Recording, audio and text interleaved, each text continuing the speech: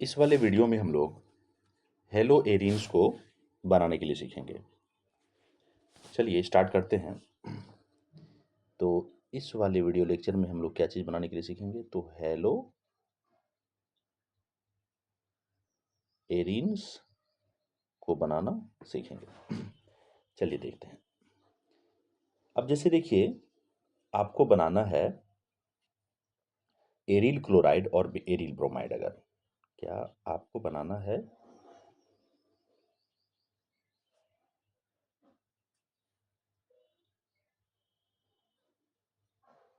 Aryl chloride या आपको बनाना है एरिल ब्रोमाइड, तब क्या करेंगे। देखिए, सबसे पहले आपको क्या करना पड़ेगा। ये है आपके पास में टोलुइन। ये क्या है? टोलुइन है। अब इस टोलुइन का रिएक्शन अगर आप किससे कराते हैं, क्लोरीन से कराते हैं। इस टोलुइन का रिएक्शन किससे कराते हैं, तो क्लोरीन से कराते हैं। और किसके प्रेजेंस में, तो आयरन के प्रेजेंस में कराते हैं। और यह जो रिएक्शन आप करवाते हैं, यह डार्क में करवाते हैं। किसमें करवाते हैं, तो यह आप डार्क में करवाते हैं। तो देखिए होगा क्या, इस तरीके से आपको दो प्रोडक्ट मिलेगा। एक ये तो यहाँ पर इस तरीके से CH3। अब एक क्लोरीन आपको ये ऑर्थो वाली पोजीशन पे आएगा। और दूसरा जो प्रोडक्ट मिलेगा आपको, दूसरा प्रोडक्ट जो मिलेगा यहाँ पर, तो CH3 रहेगा ही। दूसरा प्रोडक्ट आपको यहाँ पर क्लोरीन ये पारा वाला पोजीशन पे आ जाएगा। तो इस तरीके से आप, जैसे यहाँ पर क्लोरीन से रिएक्शन करवाया तो हम लोगों को एरिल क्लोराइड मिला। ये है हमारा क्या, इसका नाम क्या होगा, ये एरिल क्लोराइड। और ये भी हमारा एरिल क्लोराइड है। अब ये हो जाएगा ऑर्थो क्लोरो। देखिए यहाँ पर इस वाले पोजीशन को क्या बोलते हैं, ऑर्थो। तो इसका जो नाम हो जाएगा, ये हो जाएगा ऑर्थो। चलिए इसको ऐसे नहीं लिखते हैं, सिंपल में इसको ऑर्थो क्लोरो। अब जैसे देखिए ortho chloro toluene, toluene ortho chloro toluene. अब इसका क्या नाम होगा। अब देखिए ये वाला जो पोजीशन है, हमको यहाँ वाला जो ये पोजीशन होता है, ये क्या होता है, पारा पोजीशन होता है। तो इसको बोलेंगे पारा क्लोरो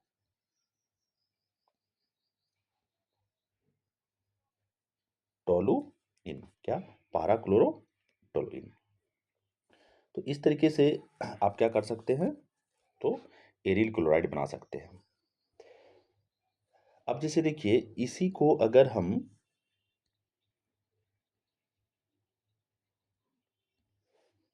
जैसे यहाँ पर आपको टोलुइन है, देखिए ये है टोलुइन, ठीक है। ये है आपके पास में टोलुइन। अब इस टोलुइन का, ये टोलुइन है, ये टोलुइन है। अब इस टोलुइन का रिएक्शन आप किससे करवाते हैं, क्लोरीन से करवाते हैं। और ये करवाते हैं किसे, क्लोरीन से करवाते हैं। और ये आप करवाते हैं सनलाइट के प्रेजेंस में। क्या, सनलाइट के प्रेजेंस में करवाते हैं। तब देखिए आपको क्या मिलेगा, तो यहाँ पर कुछ ऐसा प्रोडक्ट बनेगा आपको। ये है और CH2Cl। लेकिन यही टोलुइन को अगर आप लुईस एसिड के प्रेजेंस में, लुईस एसिड के रूप में, जैसे यहाँ पर आपने आयरन लिया, या आयरन के बदले में आप ले सकते हैं FeCl3 भी ले सकते हैं लुईस एसिड के रूप में, या FeBr3 भी ले सकते हैं। ये सारा का सारा हम लोग जो देख रहे हैं, ये लुईस एसिड है। या आप AlCl3 भी लिख सकते हैं, AlCl3। तो ये सारा का सारा हमारा क्या है, तो लुईस एसिड है। तो अगर आप आयरन, या बोले आप लुईस एसिड के प्रेजेंस में टोलुइन का रिएक्शन डार्क में करवाते हैं, किससे करवाते हैं, तो ये करवाते हैं आप क्लोरीन से। किसे करवाते हैं, तो क्लोरीन से अगर करवाते हैं तो आपको ये दो प्रोडक्ट मिलेगा। देखिए ये है, यहाँ पर तो हमारा ये टोलुइन है और एक ऑर्थो वाले पोजीशन पर हमारा क्लोरीन आ जाएगा, और दूसरा जो है वो कहाँ पर आएगा, तो दूसरा आएगा हमारा, जैसे ये है तो ये टोलुइन हुआ, और ये पारा वाले पोजीशन पर क्लोरीन आकर के बैठ जाएगा। तो ये डिफरेंस होता है।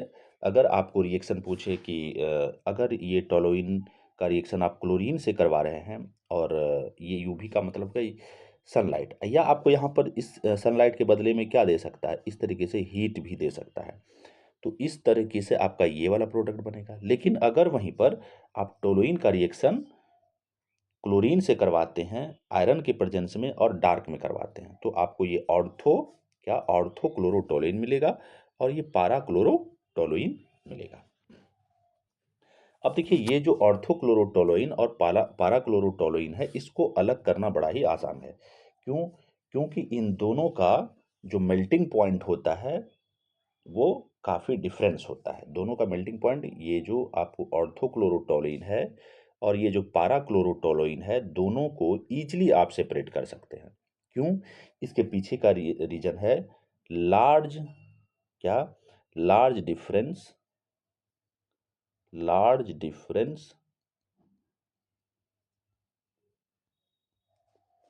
इन मेल्टिंग पॉइंट में काफ़ी ज़्यादा डिफरेंस होता है।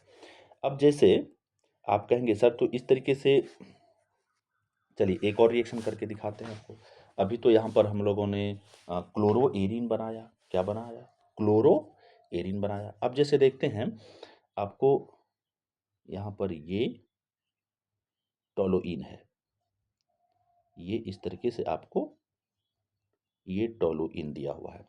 अभी आपने क्लोरीन के बदले में क्या ले लिया, ब्रोमीन ले लिया, और यहाँ पर इसका रिएक्शन आपने करवाया ब्रोमीन से आयरन के प्रेजेंस में, और ये रिएक्शन करवाया आपने डार्क में।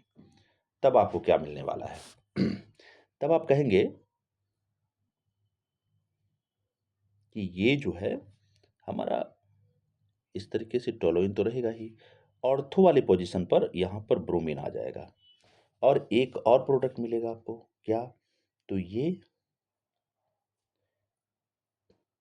यहाँ पर हमारा ऐसा रहेगा, और यहाँ पर आपको पारा वाली पोजीशन पर क्या लग जाएगा, तो ब्रोमीन लग जाएगा।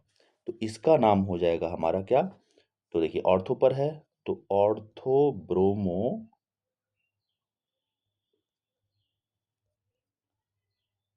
टोलुइन, और इसका जो नाम हो जाएगा, इसका नाम क्या हो जाएगा, तो पारा ब्रोमो ब्रोमो टोलुइन, इसका नाम क्या हो जाएगा, पारा ब्रोमो टोलुइन। तो अब यहाँ पर जैसे अगर आपसे क्वेश्चन पूछे कि ये जो लुईस एसिड है, लुईस एसिड का इस्तेमाल क्या चीज़ करने के लिए किया जाता है, तो ये जो लुईस एसिड है, यहाँ पर जो हमने ये आयरन को लिया है लुईस एसिड के रूप में, तो यहाँ पर ये क्या करता है, इलेक्ट्रोफाइल को जनरेट करने का काम करता है। क्या काम करता है, देखिए अभी लिखता हूँ मैं। यहाँ पर जो हम लोगों ने रिएक्शन में इस आयरन, ये लुईस एसिड का लिया था, लुईस एसिड में आयरन ले सकते हैं, या तो आप FeBr3 ले सकते हैं। तो इस लुईस एसिड का काम क्या है, इस लुईस एसिड का काम है इलेक्ट्रोफाइल को जनरेट करना। क्या, इलेक्ट्रो, सिंपल में ये याद रखेंगे, ऑब्जेक्टिव में पूछा जा सकता है। इलेक्ट्रोफाइल को ये क्या करता है, जनरेट करता है। बहुत ज़्यादा एक्सप्लानेशन में हम लोग नहीं जाएंगे, क्योंकि ये जो अभी हम लोग रिएक्शंस पढ़ रहे हैं, इसको सिर्फ क्लास 12 के बेसिस पे पढ़ रहे हैं। जैसे अगर आप क्लोरीन Cl2 लें, तो यहाँ पर इलेक्ट्रोफाइल का निर्माण कैसे कराएगा, तो ये Cl प्लस कर देगा उसको, है ना, या Br प्लस, ये होता है हमारा इलेक्ट्रोफाइल। वहीं पर देखिए ये जो है प्रोटॉन रिच है, इलेक्ट्रोफाइल का मतलब होता है जो प्रोटॉन रिच हो। अब वही न्यूक्लियोफाइल का मतलब होता है जो इलेक्ट्रॉन रिच हो, मतलब जिसमें इलेक्ट्रॉन ज़्यादा हो। ये हो गया। अब आगे की तरफ अगर हम लोग चलें, आप कहेंगे सर हमको आयोडो अल्केन बनाना है। जैसे देखिए आपके पास में ये टोलुइन है, क्या है आपके पास में ये टोलुइन है, चलिए लेते हैं ये टोलुइन है। अब इस टोलुइन का रिएक्शन आप किससे करवाते हैं, I2 से करवाते हैं। तब इस वाले प्रेजेंस में आप, इस वाले कंडीशन में आपको यहाँ पर ऑक्सीडाइजिंग एजेंट लेना पड़ेगा। क्या लेना पड़ेगा, ऑक्सीडाइजिंग एजेंट लेना पड़ेगा, और ये ऑक्सीडाइजिंग एजेंट के रूप में HNO3 लेना पड़ेगा। क्या लेना पड़ेगा, HNO3, या आप क्या ले सकते हैं, तो HiO4 भी ले सकते हैं। इसको बोलते हैं हम लोग पीरियोडिक एसिड। ये जो HiO4 है इसका नाम क्या है, तो ये है हमारा पीरियोडिक एसिड। ये है पीरियोडिक एसिड। तो इस तरीके से अगर आपको मालूम पड़ा, अब जैसे देखिए अगर आपको आप कहें सर अगर मैं रिएक्शन करवा दूं फ्लोरीन से, देखिए ये आपके पास में क्या है, सपोज करिए टोलुइन है, ये क्या है आपके पास में टोलुइन है, इसका रिएक्शन आप करवा दिए किससे, तो फ्लोरीन से। तो इस तरीके से हम लोगों को फ्लोरोएरिन कहेंगे कि प्राप्त होगा। लेकिन देखिए इस तरीके का जो रिएक्शन होता है काफ़ी वायलेंट रिएक्शन होता है। ये क्या होता है, ये काफ़ी वायलेंट रिएक्शन होता है, विस्फोट वगैरह होना स्टार्ट हो जाता है। तो जब विस्फोट ही होना स्टार्ट हो जाएगा तो क्या आप फ्लोरीन का रिएक्शन करवाएंगे इससे, तो ये संभव नहीं होगा। तो चलिए आगे की तरफ, मतलब अगर आपको फ्लोरोएरिन प्रिपेयर करना हो तो fluoroarene can not be prepared by direct fluorination और एरोमेटिक हाइड्रोकार्बन, है ना, मतलब आप फ्लोरोएरिन इस तरीके से प्राप्त नहीं कर सकते हैं। ये अनकंट्रोल्ड रिएक्शन हो जाएगा, वायलेंट रिएक्शन हो जाएगा इसमें। अब चलिए देखते हैं हम लोग क्या करते हैं, डाइजोनियम सॉल्ट से बनाने के लिए सीखेंगे क्या चीज़, तो हेलोएरिन, जिसको कि हम लोग सैंडमियर रिएक्शन भी कहते हैं। अब यहाँ पर चलिए देखेंगे जो हम लोग सीखेंगे, क्या हेलोएरिन बनाना सीखेंगे, क्या हेलोएरिन बनाना है हम लोगों को, हेलोएरिन से बनाना है किसके हेल्प से, तो डाइजोनियम सॉल्ट के हेल्प से, from diazonium, from diazonium salt, diazonium salt से हम लोगों को बनाना है। और यहाँ पर जो रिएक्शन अभी हम लोग जो करेंगे इसको हम लोग सैंडमियर रिएक्शन कहेंगे। क्या कहेंगे, सैंडमियर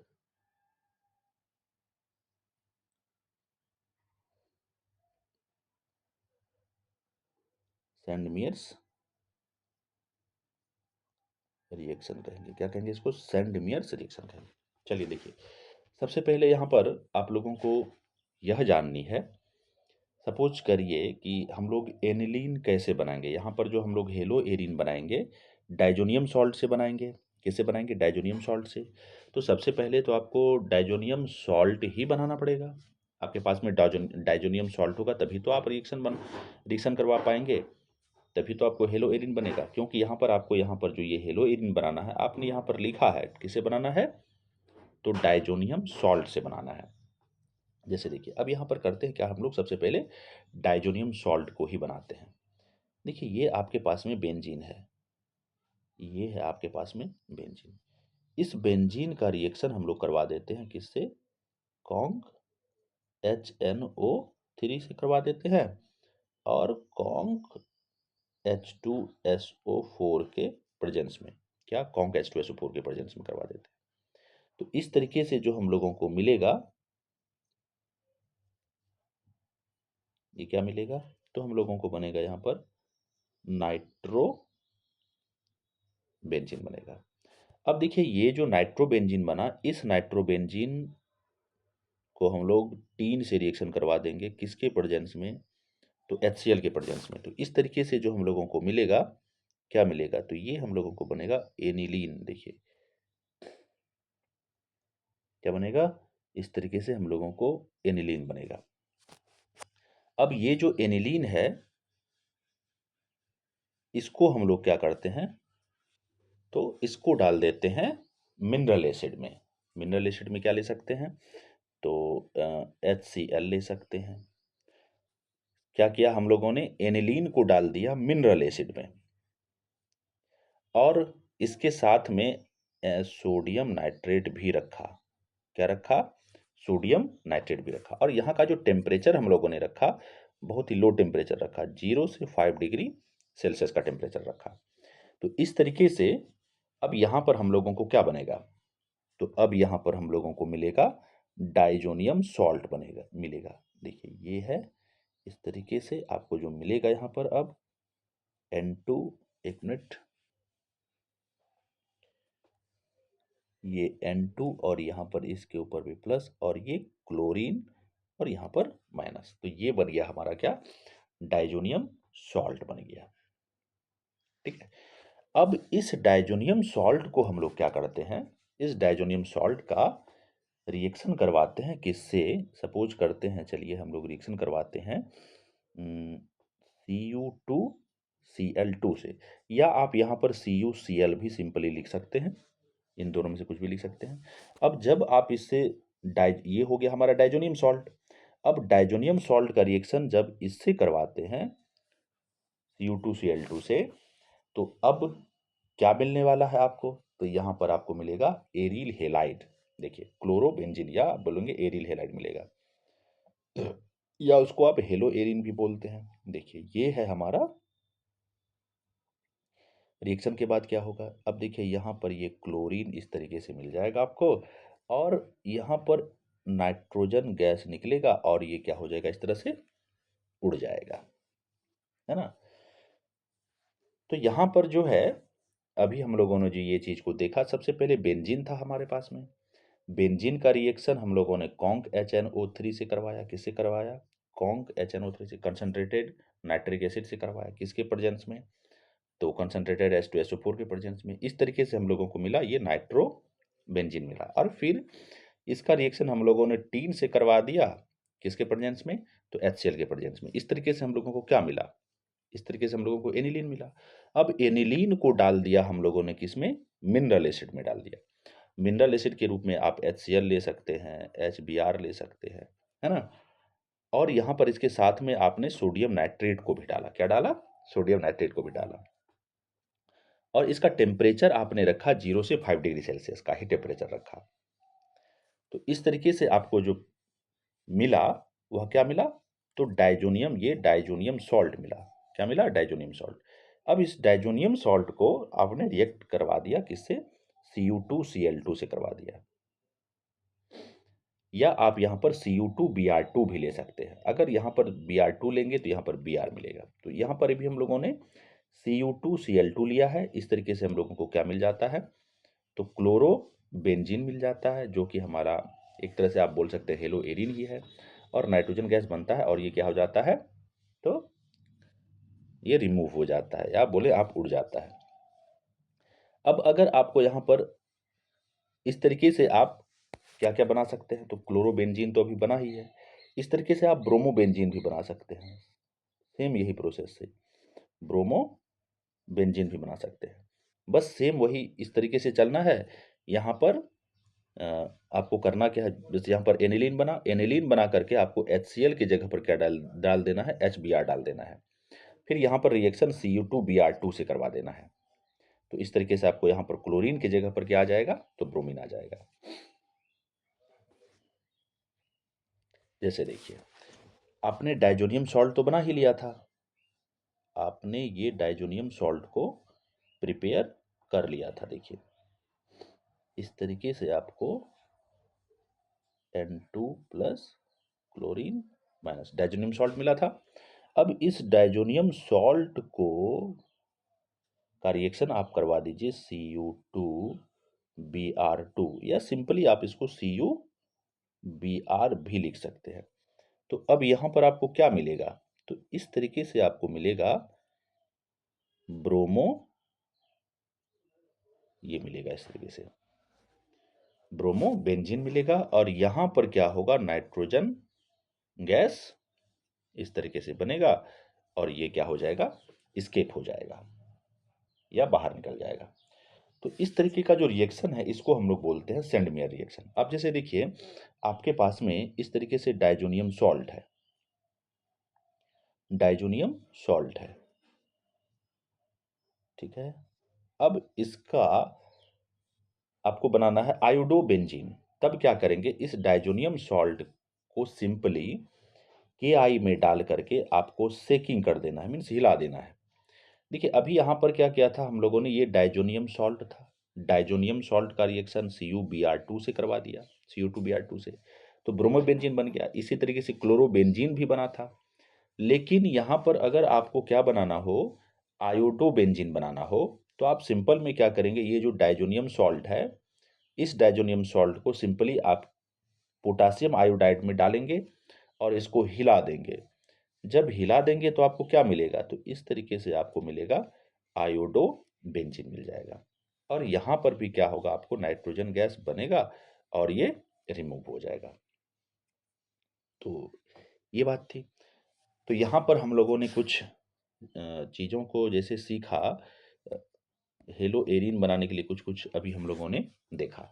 अब आगे के कुछ वीडियो में हम लोग कुछ क्वेश्चंस को प्रैक्टिस करेंगे। तो आज का जो ये वीडियो है अब मैं यहीं पर रोकता हूँ, और अगर आपको वीडियो पसंद आता है तो आप इसको लाइक ज़रूर करें। देखिए मैं थोड़ा स्लो बोलता हूँ, तो आप क्या कर सकते हैं, यूट्यूब पर इसके स्पीड को बढ़ा सकते हैं। आपको अगर ज़्यादा स्लो लग रहा है तो आप 1x पे नहीं देखिए, आप 1 पॉइंट, आपके पास में 1.25 भी है, 1.5 भी है, फिर 1.75 भी है, आपको जो कंफर्टेबल हो आप उस स्पीड को सेलेक्ट करिए और उस स्पीड से आप वीडियो लेक्चर को देख सकते हैं। तो यहाँ तक ही, मिलते हैं आपसे अगले वीडियो में। तब तक के लिए आप स्वस्थ रहें, खुश रहें। जय हिंद।